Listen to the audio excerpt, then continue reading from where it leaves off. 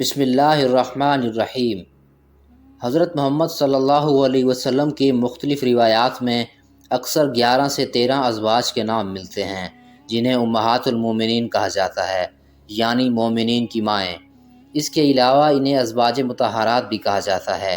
آپ صلی اللہ علیہ وسلم کی ازواج میں حضرت عائشہ کے علاوہ تمام بیوہ و مطلقہ یعنی طلاق شدہ تھیں، اور زیادہ شادیوں کا عرب میں عام رواج تھا۔ مورخین کے مطابق اکثر شادیاں مختلف قبائل سے اتحاد کے لیے یا ان خواتین کو عزت دینے کے لیے کی گئیں۔ ان میں سے کچھ سن رسیدہ تھیں، اس لیے حضور نبی کریم صلی اللہ علیہ وسلم پر کثرت ازدواج کا الزام لگانے والوں کی دلیلیں ناکارہ ہو جاتی ہیں۔ ان میں سے صرف حضرت ختیجہ بنت خویلد اور حضرت ماریہ قبطیہ سے اولاد ہوئی۔ معزز سامعین کرام، آج کی اس ویڈیو میں ہم آپ کو حضور نبی کریم صلی اللہ علیہ وسلم کی 11 ازواج مطہرات کی زندگی کے بارے میں بتائیں گے۔ حضور نبی کریم صلی اللہ علیہ وسلم نے سب سے پہلا نکاح حضرت ختیجہ رضی اللہ تعالی عنہا سے کیا۔ آپ صلی اللہ علیہ وسلم نے 25 برس کی عمر میں مکہ میں حضرت ختیجہ رضی اللہ تعالی عنہا سے شادی کی۔ اس طرح حضرت ختیجہ پہلی خاتون تھی جو حضور نبی کریم صلی اللہ علیہ وسلم کے نکاح میں آئیں۔ ان کا نام ختیجہ اور لقب طاہرہ تھا۔ ان کے والد کا نام خویلد اور والدہ کا نام فاطمہ تھا۔ حضور نبی کریم صلی اللہ علیہ وسلم کے نکاح میں آنے سے قبل ان کا نکاح پہلے ابو حالہ بن بناش تمیمی سے ہوا تھا۔ ان کے بعد عتیق بن عابد مخزومی کے نکاح میں آئیں۔ ان کے انتقال کے بعد 40 برس کی عمر میں حرم نبوت میں داخل ہوئیں اور ام المومنین کا شرف حاصل ہوا۔ پاکیزہ اخلاق کی بدولت طاہرہ کے لقب سے مشہور تھیں۔ آپ صلی اللہ علیہ وسلم کو نبوت ملی تو نبوت کی تصدیق کے ساتھ ساتھ سب سے پہلے اسلام لانے کی سعادت انہوں نے ہی حاصل کی۔ حضور نبی کریم صلی اللہ علیہ وسلم کے نکاح میں آنے کے بعد 25 برس تک زندہ رہیں اور نبوت کے 10ویں سال انتقال کیا۔ اس کے بعد دوسرا نکاح حضرت سودا بنت زمعہ رضی اللہ تعالی عنہا سے کیا۔ حضور نبی کریم صلی اللہ علیہ وسلم نے حضرت ختیجہ کے انتقال کے بعد حضرت سودا بنت زمعہ سے شادی کی، جو قریش کے ایک قبیلے عامر بن لوی سے تعلق رکھتی تھیں۔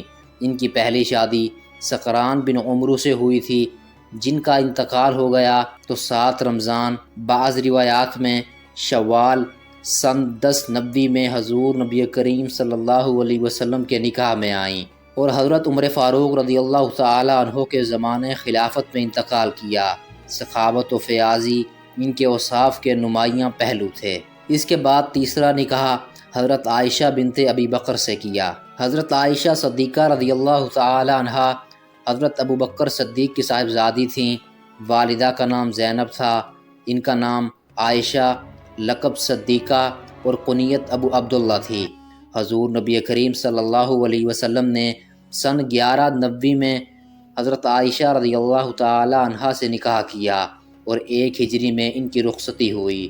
رخصتی کے وقت ان کی عمر 11.5 برس تھی۔ انہوں نے حضور نبی کریم صلی اللہ علیہ وسلم کے ساتھ 9 برس گزارے۔ حضور نبی کریم صلی اللہ علیہ وسلم کے وصال کے 48 سال بعد 66 برس کی عمر میں بنو امیہ کے حکمران امیر معاویہ کے دور میں انتقال ہوا۔ علمی حیثیت سے عورتوں میں سب سے زیادہ فقیہہ اور صاحب علم ہونے کی بنا پر چند صحابہ کرام پر بھی فوقیت حاصل تھی، فتوے دیتی تھیں اور بے شمار احادیث ان سے مروی ہیں۔ اس کے بعد چوتھا نکاح حضرت حفصہ بنت عمر سے کیا۔ حضرت عمر فاروق کی صاحبزادی تھیں۔ والدہ کا نام زینب بنت مزعون تھا۔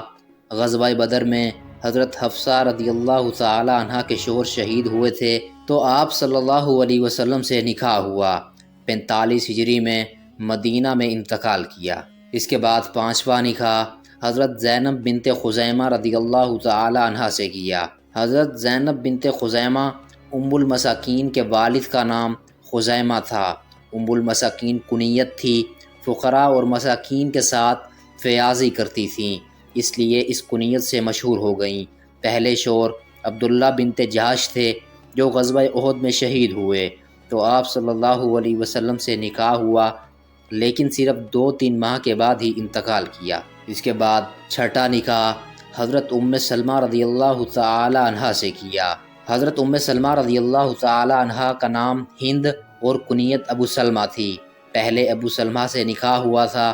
اسلام کی ابتدائی دور میں دونوں اسلام لائے تھے، حبشہ اور مدینہ ہجرت بھی کی تھی۔ ابو سلمہ غزوہ احد میں زخمی ہوئے اور صحت یاب نہ ہو سکے تو ام سلمہ کا آپ صلی اللہ علیہ وسلم سے نکاح ہوا۔ علمی اعتبار سے حضرت عائشہ کے بعد آپ کا نمبر آتا تھا اور بہت سی احادیث ان سے مروی ہیں۔ اس کے بعد ساتواں نکاح حضرت زینب بنت جہش رضی اللہ تعالی عنہا سے کیا۔ حضرت زینب بنت جہش رضی اللہ تعالی عنہا کا نام زینب اور کنیت ام الحکم تھی۔ والد کا نام جہش بن رباب اور والدہ کا نام امیمہ تھا، جو حضور نبی کریم صلی اللہ علیہ وسلم کی پھوپھی تھیں۔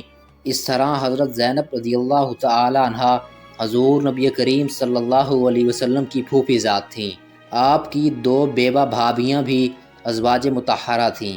ان میں سے ایک حضرت ام حبیبہ رضی اللہ تعالی عنہا جو عبید اللہ بن جہش کی بیوہ تھیں، اور دوسری زینب بنت خزائمہ رضی اللہ تعالی عنہا جو عبداللہ بن جہش کی بیوہ تھیں۔ حضرت زینب کا پہلا نکاح زید بن حارثہ سے ہوا، جو آپ صلی اللہ علیہ وسلم کے آزاد کردہ غلام تھے۔ دونوں کے تعلقات خوشگوار نہ رہ سکے اور حضرت زید بن حارثہ نے طلاق دے دی۔ زید بن حارثہ کا ذکر مبارک قرآن مجید میں نام کے ساتھ آیا ہے اور آپ واحد صحابی رسول ہیں، قرآن مجید میں موجود ہے۔ حضرت زینب سے آپ صلی اللہ علیہ وسلم نے نکاح کیا۔ ان کا انتقال حضرت عمر فاروق کے زمانے خلافت میں ہوا۔ اس کے بعد 8واں نکاح حضرت جویریہ بنت حارث رضی اللہ تعالی عنہا سے ہوا۔ حضرت جویریہ بنت حارث رضی اللہ تعالی عنہا بنی مستلق کے سردار حارث بن ابی زرار کی بیٹی تھی۔ حضرت جویریہ کا نکاح مصعفہ بن صفون سے ہوا تھا، جو ان کے قبیلے سے تھا، لیکن غزوہ مرسی میں قتل ہو گیا تو مسلمانوں کے ہاتھ آنے والے لونڈیوں غلاموں میں حضرت جویریہ بھی تھیں اور مال غنیمت کی تقسیم میں ثابت بن قیس کے حصے میں آئیں۔ حضور نبی کریم صلی اللہ علیہ وسلم نے رقم دے کر آزاد کرایا اور ان سے نکاح کیا۔ آپ صلی اللہ علیہ وسلم کے نکاح کے بعد بنی مستلق قبیلہ کے دیگر لونڈی غلام بھی آزاد کر دیے۔ حضرت جویریہ کا انتقال 50 ہجری میں ہوا۔ اس کے بعد 9واں نکاح حضرت ام حبیبہ رضی اللہ تعالی عنہا سے کیا۔ حضرت ام حبیبہ کا اصل نام رملہ تھا، ابو سفیان بن حرب کی بیٹی تھیں۔ والدہ صفیہ بنت العاص تھی، جو حضور نبی کریم صلی اللہ علیہ وسلم کی پھوپھی تھی۔ نکاح عبید اللہ بن جہش سے ہوا اور مسلمان ہوئیں۔ حبشہ ہجرت بھی کی۔ عبید اللہ کا انتقال حبشہ میں ہی ہوا۔ عدت کے بعد حضور نبی کریم صلی اللہ علیہ وسلم نے نجاشی کے پاس عمرو بن امیہ کو نکاح کے پیغام کے لیے بھیجا۔ نجاشی نے خود نکاح پڑھایا اور ام حبیبہ مدینہ آ گئیں۔ ان کا انتقال 44 ہجری میں ہوا۔ اس کے بعد 10واں نکاح حضرت صفیہ بنت حی بن اخطب رضی اللہ تعالی عنہ سے ہوا۔ حضرت صفیہ بنت حی بن اخطب کا اصل نام زینب تھا، جو غزوہ خیبر کے قیدیوں میں سے حضور نبی کریم صلی اللہ علیہ وسلم کے حصے میں آئی تھیں، جو قبیلہ بنو نذیر کے سردار حی بن اخطب کی بیٹی تھیں۔ ان کی ماں بھی رئیس قریظہ کی بیٹی تھی۔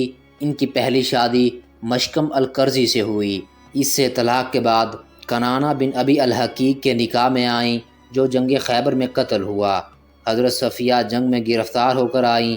حضور نبی کریم صلی اللہ علیہ وسلم نے آزاد کر کے نکاح کیا اور ان کا انتقال 50 ہجری میں ہوا۔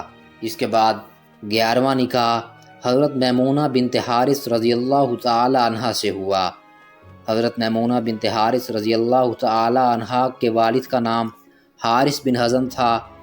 حضور نبی کریم صلی اللہ علیہ وسلم سے نکاح سے قبل پہلے مسعود بن عمرو سے نکاح ہوا۔